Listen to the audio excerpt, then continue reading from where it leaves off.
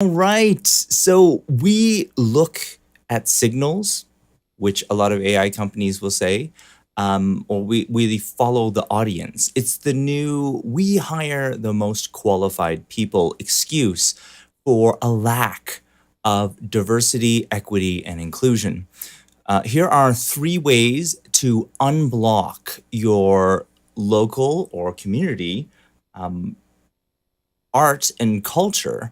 And this from social AI systems. And like specifically, I'll be talking about systems kind of like YouTube, Facebook, the common social AI systems.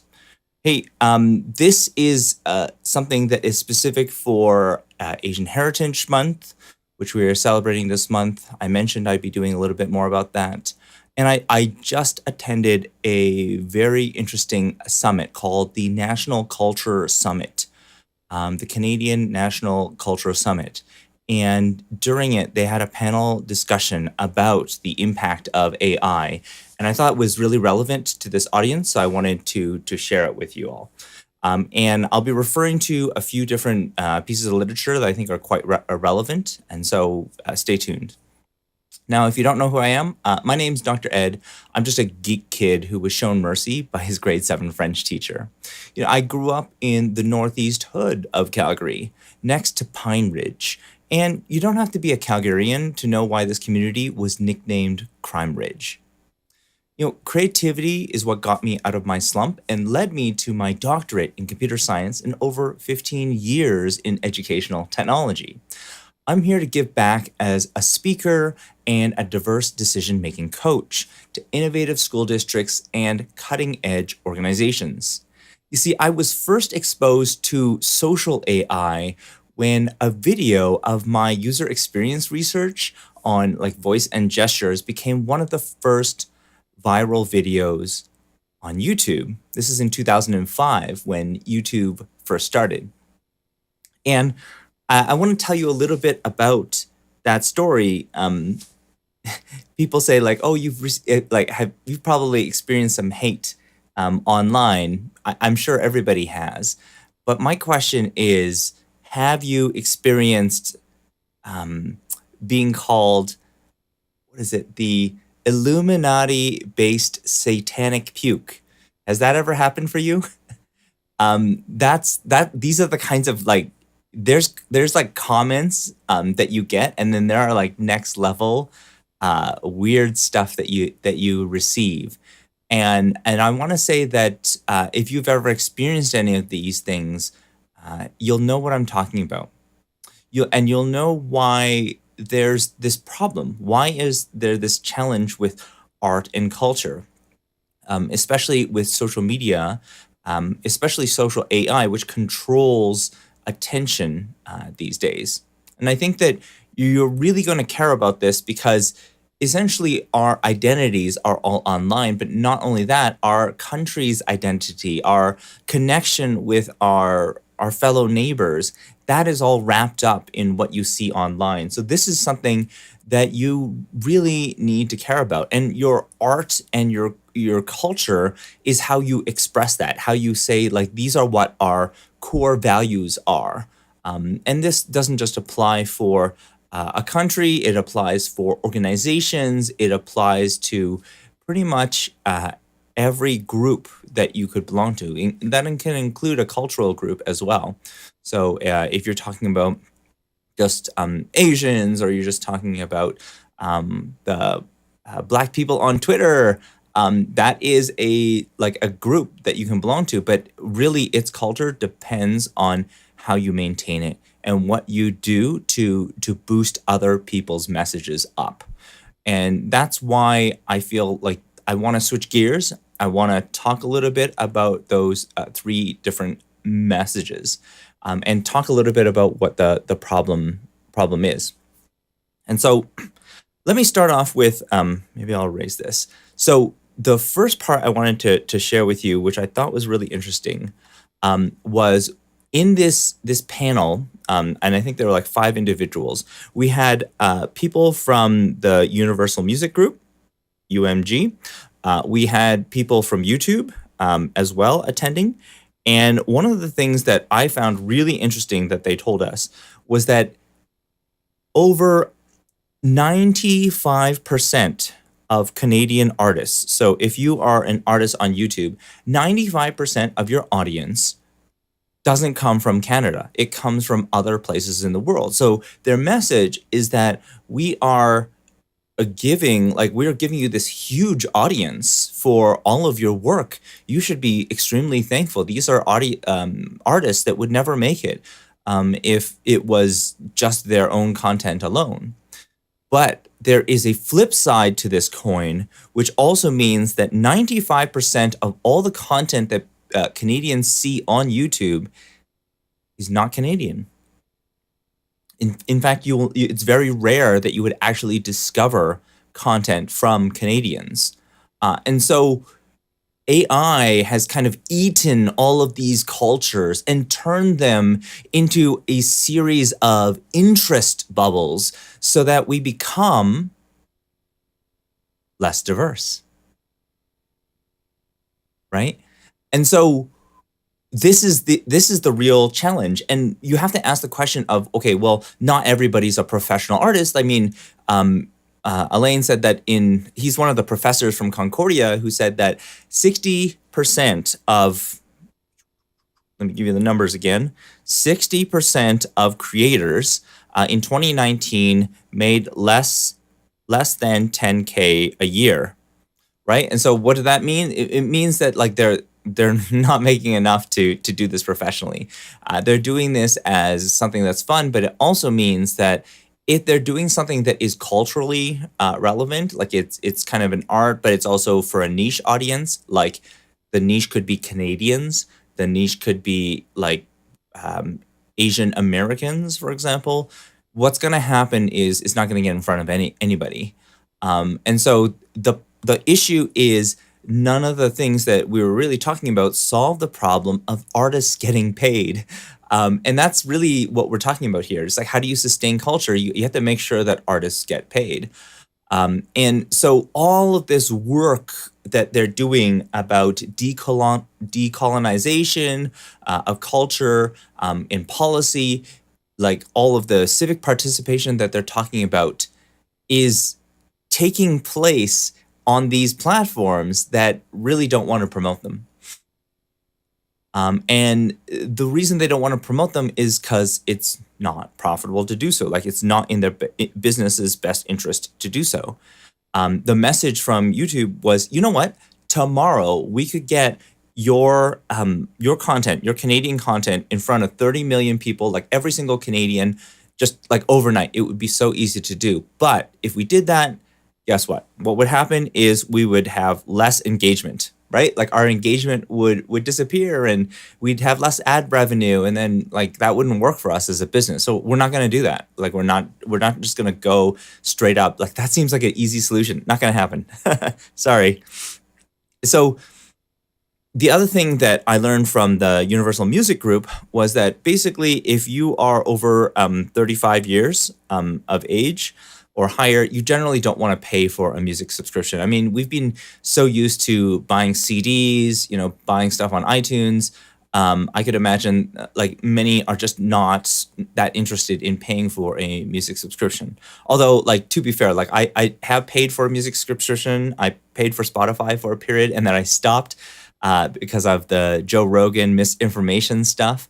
And so, but the challenge is like, this is a lot of money, right? So this money is basically lost in the music industry.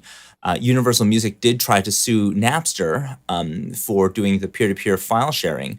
But people just started like selling through iTunes. And of course nowadays they've kind of learned, they've adapted that subscriptions is the preferred model.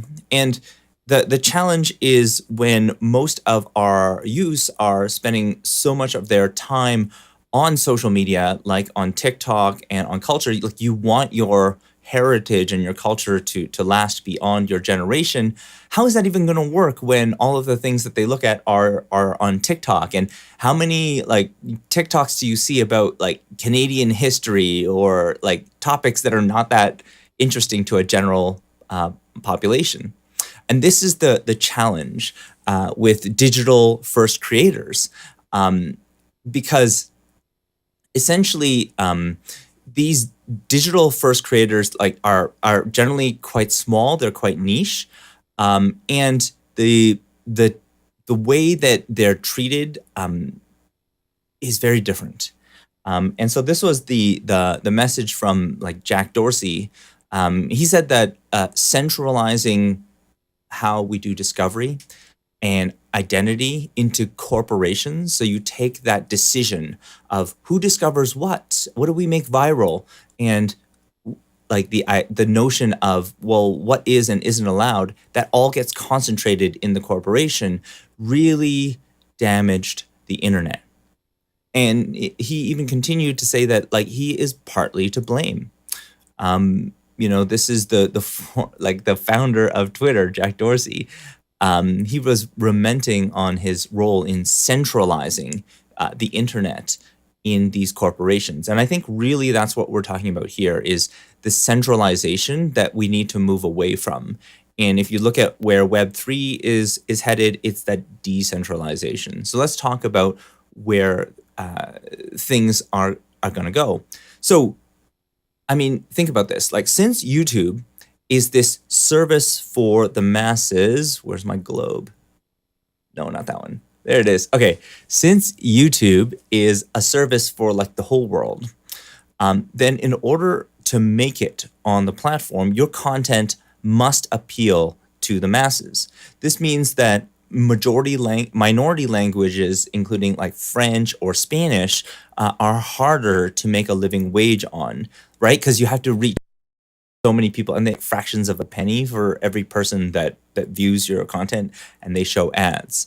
And so this means that things like minorities, things like minority languages or minority populations are going to be way less appealing.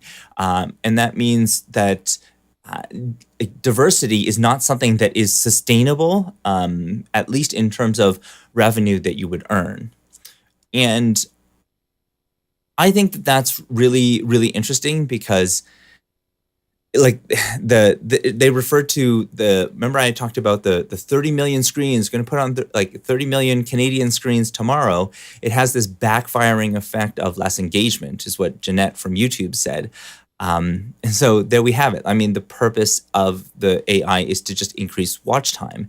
And it's why they do what they do. And I remember going to the VidCon conference around 2015, where they had engineers from YouTube who worked on the algorithm. And they said the algorithm follows the audience. The algorithm follows the audience. And that is, what you watch determines what you'll see. So if you watch a lot of music videos, we'll give you more music videos just like them. And this is really key. Like they're very fine-tuned into what you like and what you want to see. But what you want to see isn't necessarily what you need to see. And what are the things that are going to help build unity? That is not a business priority, right? And we, as the people watching this, or as the audience, or as governments, we need to make that decision together of what we want to see, right? And you have to write it into the law, or you have to make some kind of rules and regulations. But that said, like they're saying, like we are this platform for free speech, but at the same time, they're also lobbying the Canadian government to adjust the rules so it's easier for them to operate within Canada. So, I mean, this is this is not a one-way street. Now, I think really the way that we need to do this, and I want to cover the first part. So the first part is transparency, right? It seems like really obvious. We need transparency into the algorithms that are, especially the AI algorithms. But it is not as simple as just transparency. Many Canadians have like no awareness that like the Canadian stories exist, that they're being told. You had to sometimes even like Canadian series. Like I'll give you an example. Like the CBC had a mini series on the Black Porters Union, and you had to actually watch 2 episodes of this series before you even heard a Canadian on the show. They're concerned, like even Canadian media is concerned about the audiences. So they're worried about turning off audiences by saying the word Canada, right? Because that excludes this audience. And I think that that's a real challenge. And so really, you know, like there's this notion of, well, the artist is an entrepreneur, and they need to feed the beast. They know the algorithm, or they spend the time to learn the algorithm. But the problem is the algorithm changes every 6 months. And so there's challenges in creating contents for them, right? So this lack of transparency of the algorithm decisions kind of makes this task of keeping up, this exercise in essentially reverse engineering the AI. And that's really what you need, right? Because they're not telling you what's going on. So we have to figure out ways to reverse engineer the AI, the engineer the social AI. And oh, so in order to reverse engineer it, really what happens as a result of this is that who has time for this, right? Well, generally this gives preference automatically to larger entities. Like if you have a big organization, you have somebody who's going to be helping you with SEO, that's going to be no problem for you. But if you're an individual creator, you are in a lot of trouble, because like, how are you going to learn all this stuff? Who's going to teach you? And that's one of the reasons why I feel like this is not a game that that most people can play. Like they probably don't have a lot of experience with computer science. They probably don't have a lot of experience with AI. For them, like they don't have the expertise to do it. And these are like huge unilateral changes. So, for example, like if Facebook decides tomorrow that they want to change the news feed, they'll just change the news feed. These consultations are going to happen behind closed doors that you have no right or say to.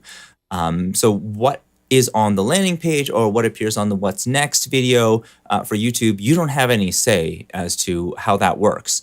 They do, but they won't tell you, because that would be unfair. We wouldn't want some people to have an advantage while other people do not. But I do feel like you need an unfair advantage in order to make it. And so if you're using art as like free expression, it's really hard to, like, essentially you have to understand that YouTube and other like social media platforms, social AI is acting kind of like the label for artists, right? So essentially they are the thing that is going to boost you up, ensure that you get in front of more audiences. They are your agent. And this is one of the real challenges right now. So there are like legal things that we can do. So for example, there's this notion of like the Canadian copyright. So there's certain like certified Canadian content. And somebody rising Salrin started, Queen of the Purple Army started following. Thank you. I appreciate that. Thank you for joining. Oh, and if you also have any questions, where is it? There you go. Feel free to pop them into the comments below. Really appreciate if you find anything of this useful. Just say, hey, that was really helpful. Gives me a lot of indication of like what I'm sharing, if it's valuable to you or not. So get this, in Canada, a production called Gotta Love Trump, or a Norwegian film called Heaven, was made by Canadian citizens. So it somehow counts as Canadian. However, if there's a film based on a Margaret Atwood or a Jan Martel book, it's irrelevant for Canadian content purposes because it's produced by Netflix, right? So Netflix since the U.S. organization doesn't get any of those benefits. So the question is like, what is Canadian content? Like, were the Montreal Canadiens no longer Canadian when they were owned by George Gillette, a U.S. businessman? Right? Like, does ownership determine whether or not this content is Canadian? Was Jusqu'au Déclin, a Quebec-based film, not Canadian because it was owned by Netflix? Like, there's tons of examples of this, like shows like Netflix Trailer Park Boys, Amazon's Toronto Maple Leafs documentary, Disney's Turning Red. Come on, Turning Red. Where are we? Yes, Turning Red. There you go. um, these are productions that are Canadian in every way except ownership, right? Therefore, they don't qualify as CanCon or originally like content created by Canadians. And so how do we get into understanding, like, so that's the law approach to like, but there's another way. There is another way that you can approach transparency, which is something that I love, because this is the programming, this is the computer science fighting back, computer scientists fighting back, and this is what is exciting for me. So there is a program, a plugin called Tracking Exposed, that you can get for your browsers. And what I love about this is it essentially is like a browser plugin. It looks at see, I'm going to see if I can bring it up. Yes, tracking.exposed. So what this does is zoom in. Okay, switching over. Did it work? Yes. Okay. So if you look at tracking exposed, they say like tracking exposed, it's tracking.exposed. Our vision is to develop tools to uncover how tracking and profiling have an impact on society. Fantastic. So how do they do this? They do reports, manifestos, YouTube's tracking exposed, you choose. So it allows you to reclaim back control about your YouTube recommendations, which is great. And it also has worked on TikTok as well. And so they track all sorts of different social media platforms, and they talk about some of the things that they've exposed. And I want to talk about that because that's really exciting for me. These are European engineers, like the computer scientists and designers, who systematically probe social media algorithms to replace these folk theories. Like, the thing I really hate about social media recommendations is people always like take the most successful content and they say, yeah, this is exactly why. But the reality is they have no idea. Nobody knows how AI actually works under the covers, right? Like, even the engineers at YouTube don't. And that's why they have to build all this extra code to prevent it from doing really weird things. Like, people remember like ElsaGate, like it was promoting stuff that was very extreme. And so this is what happened. Okay. So I got a comment from Risen Saren, said, I started creating content for Instagram and recently other accounts for the purpose of applying for the influencer program. Awesome. I have approached it mainly from the space of an artist. Is what you are saying my want for using these accounts for creative expression but wanting to grow is an uphill battle? Is it an uphill battle? Man, I want to say that if your content like has general appeal, so for example, YouTube loves educators, and I went to the YouTube EduCon conference. I was one of the speakers actually at the YouTube EduCon conference, and they love them because they're safe content, right? Like safe for advertisers, and it's not going to be a niche audience. But if your art is controversial, if your art is specific to a marginalized audience, well, then it's going to have less appeal. And then you're going to have a much harder time. But if you know a little bit more about artificial intelligence, AI, and how that works, you can reverse some of those disadvantages. But I want to say that like it's not going to be easy, but I will give you some more tips about how to do that, hopefully in this session. And if I don't have enough time, reach out to me. Just go to like my website aiparenting.live. It's this one, and reach out to me. Just send me a message or something, or sign up for the email list. Would love to get in contact with you. Okay, so yeah, so like I said, Tracking Exposed like installs these browser plugins. They anonymously analyze the recommendation systems behind Facebook, Amazon, TikTok, YouTube, like lots of them. And otherwise, like it takes like the they discovered, for example, that Russia, yes, so they were promoting. So there was a study on how TikTok was promoting pro-war content and demoting anti-war content in Russia. And they were able to quantify the role that political disinformation on Facebook played in the outcome of the 2021 elections in the Netherlands. And so this information like is starting to become very helpful because it's becoming a record of, oh, what are you guys actually doing with those systems?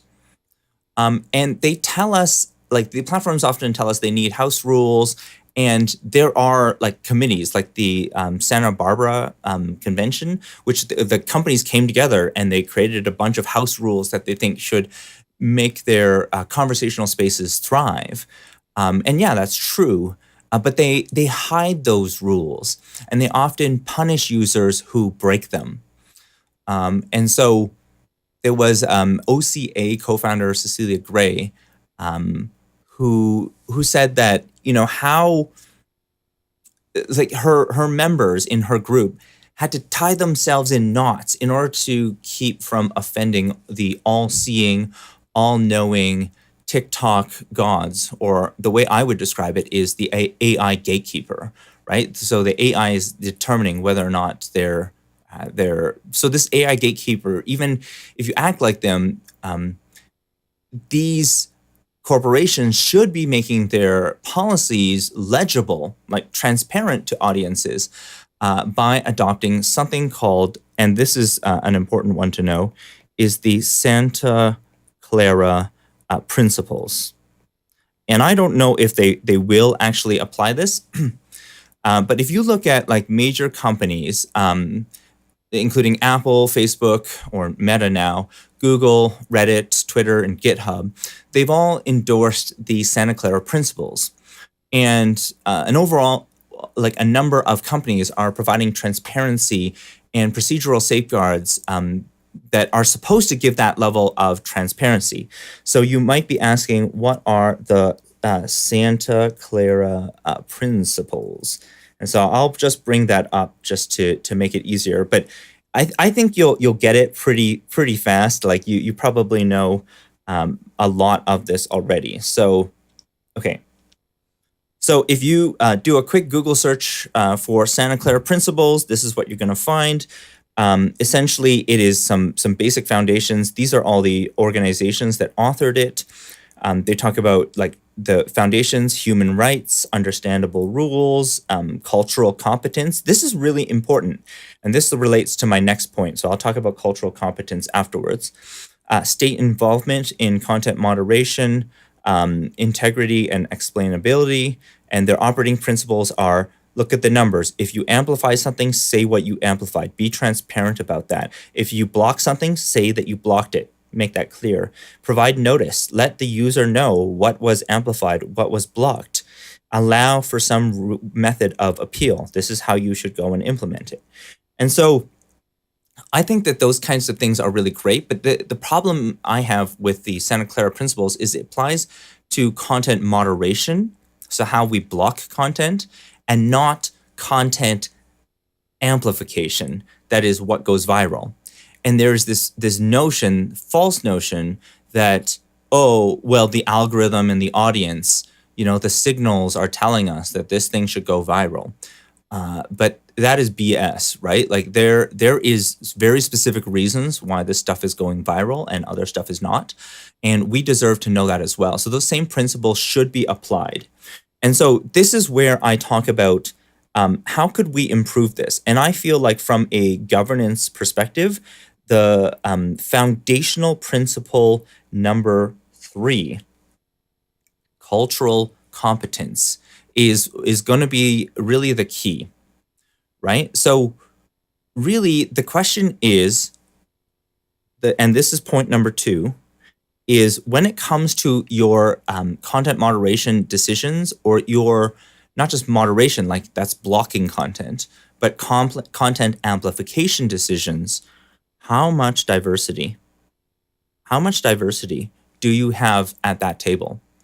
And I would say for the most part, I have not seen that, right? Like when it comes to diverse decision making at like the content moderation table, no, it is the opposite of diverse decision making. Like the decisions are made very much at the top, by the least diverse group of people you can imagine. And they're the people who are making all the decisions about what is going to be amplified and what's not going to be amplified. And so this diversity is not at the worker level. I want to be very clear. Like there could be great, diversity in your workforce. Doesn't matter. I'm talking about diverse. I should make this more clear. Like diverse decisions.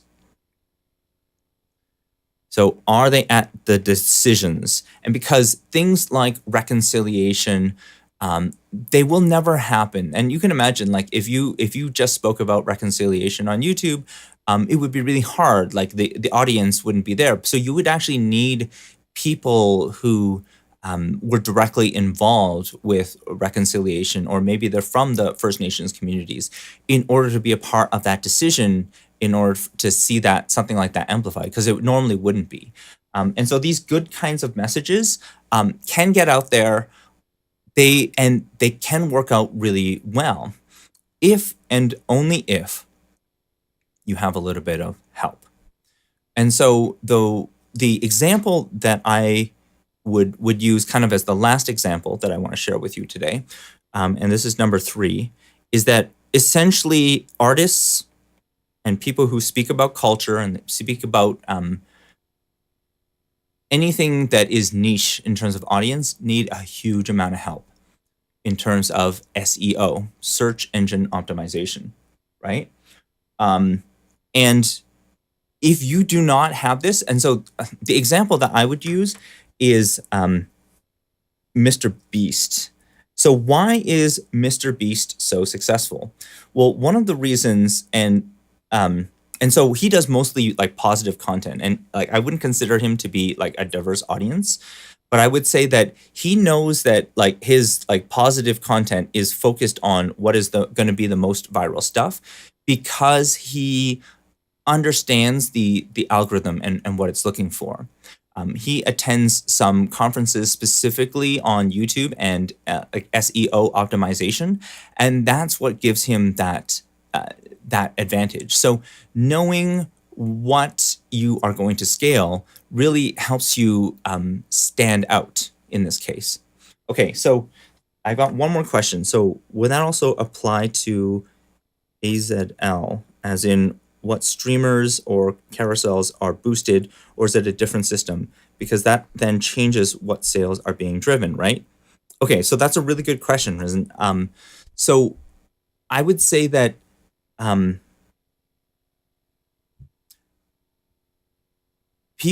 way I would describe this is, yes, it does apply to pretty much all of social AI. And a lot of people think of one way to think about this in a more general perspective is, don't think of AI as this like futuristic like system of the future. Think of it as a system that is designed to replicate the past, specifically the version of the past that is most profitable for that company. And so what is the most profitable version of the past for that company? It's going to be the one that keeps the most watch time, right? So if the optimization is the time, like the watch time that you spend, the milliseconds of watch time, they're going to be looking very closely at exactly how many milliseconds you spent on each one of those TikTok videos, how much you, like if you scroll the equivalent of a Eiffel Tower worth of posts a day. Well, how many milliseconds did you spend on each post? Oh, this one caught your attention for a little bit longer. Uh, Likes and comments are valuable, but they're pretty rare. So this information will give a lot of information to the AI systems about who you are and what you like. And so that's why it's really important. Like at the beginning, I say, like, if you're going to do a video, make sure you catch their attention, throw in some kind of like random effects of some sort, do something to get their attention. Whatever you can make a huge difference. Those first 5 seconds are absolutely critical. And yeah, you want to have like titles that are enticing, they're clickbaity. You want to have, those types of, like, don't give the whole answer. You want people to stick around for a little bit longer. And so that's really the key. And the last one was just like SEO. Yeah, sure.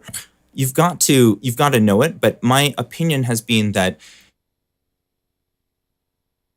if you don't get past, so people think like, I'm just doing this art, I'm just doing this culture stuff just for other people, right? Other Canadians, other people who appreciate art.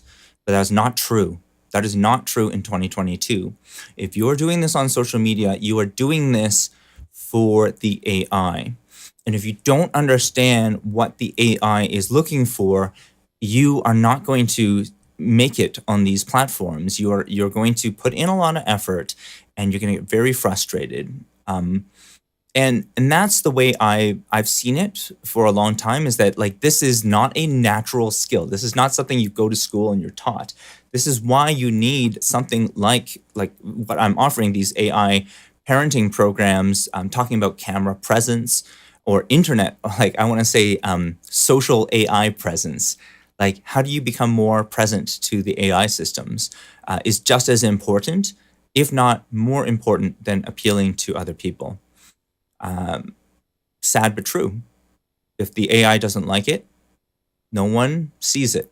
That's how it is. And so you need to know SEO.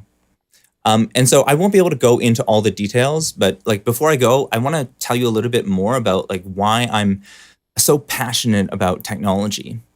Technology to me is just how you serve people at scale, right? It could be an artist. You could be talking about culture. You're just trying to serve as many people as you can at scale. And knowing exactly what you scale helps you stand out in this sea of content that is mostly the same. Oh, I'm going to review, I'm going to open boxes and products. Like, there's lots of people who do that. But you want to care about this because, like, when we do this wrong, whatever we offer then becomes a commodity. It becomes like, well, you're not competing against anybody else.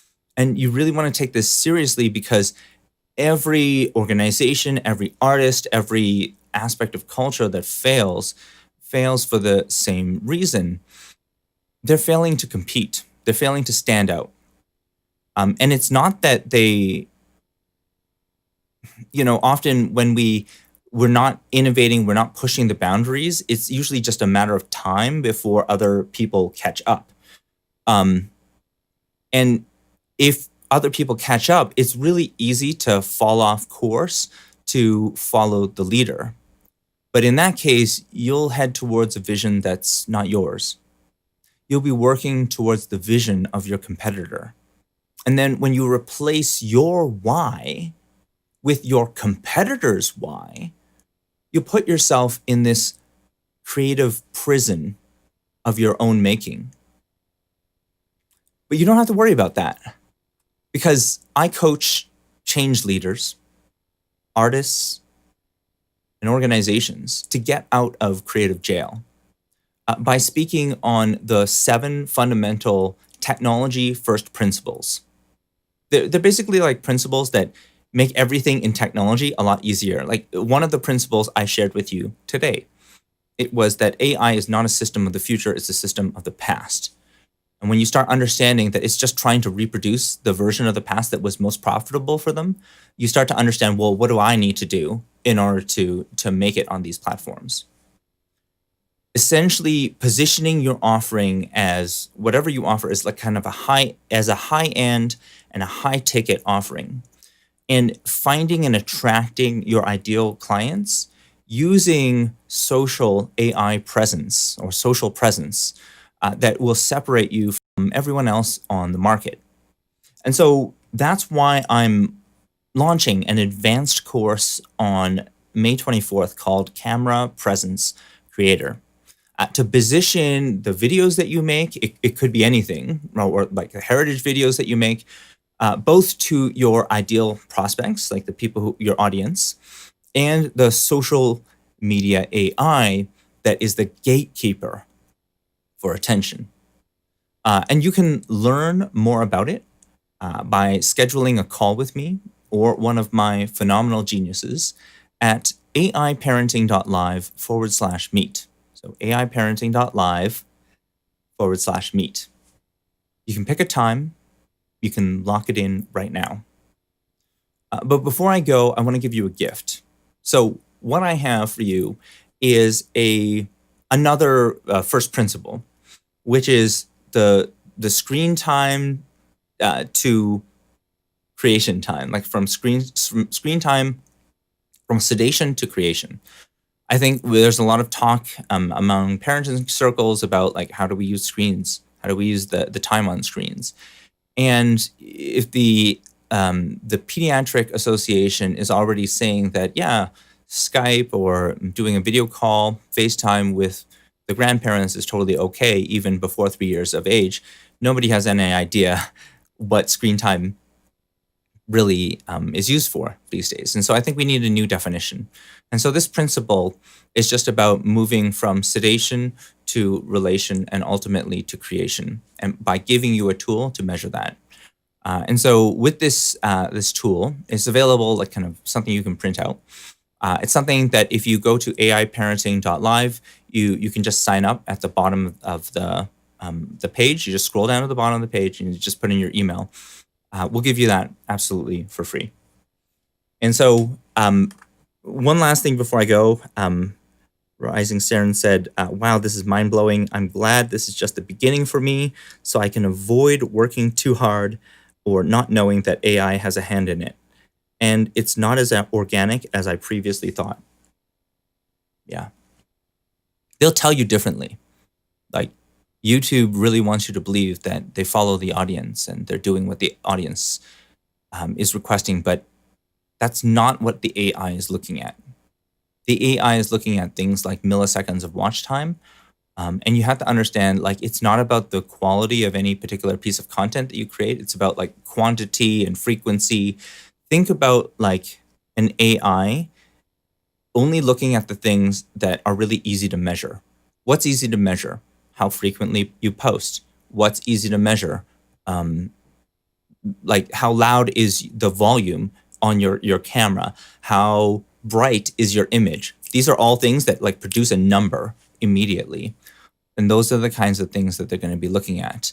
How long do people watch for? Like how many seconds do they stay around for? Those are the kinds of examples. But I don't have enough time to really go into detail. So go to aiparenting.live. I want to serve you to a higher degree. I just don't have enough time right now.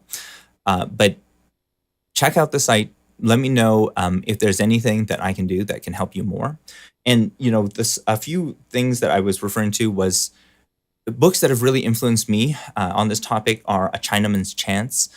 This kind of feeling that, wow, like this author, Eric Liu, had many of his family members quite successful in America, but when they went back to Taiwan and then all of the racial bias was gone, they became phenomenal. Like one became the president, other became like the head of the university, and it shows that no, there's still a lot going on here, and those biases are baked into the AI systems that you use, and you wonder, oh, why am I not like going viral? It's like, oh, it's just because of who you are, right? Like just try the same kind of post as a person of a different culture and see what happens. You will see a huge difference. And so that's an important thing. That's an important thing for you to consider. And that's why like I did AI parenting, because the concept with it was not that everybody needs to be a parent, but it's what would I as a parent feel comfortable what AI would I as a parent feel comfortable knowing what I know, exposing my children to? And I think that without that level of transparency, we are never going to get to that point of, feeling comfortable in front of any AI, because you really don't know what's going on and you don't know what data is trained on. And let's be honest, like, this data is not like, oh, because I'm really careful. No, it's very specific to people's unconscious desires. Like, you don't control how many milliseconds you spend watching. So these kind of biases, they don't get talked about. Like, nobody wants you to know about them. They want you to believe that it's completely objective. It's not. It's not. There's people in there, and there's your unconscious lingering time built into it. It's going to have bias. It's going to be built into the system. So that's what I have to say for today. Again, I'm Dr. Ed.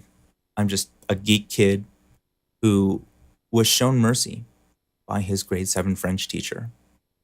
And it is my honor, my privilege, and my duty to serve you to the highest degree. Thank you, and I'll see you next time.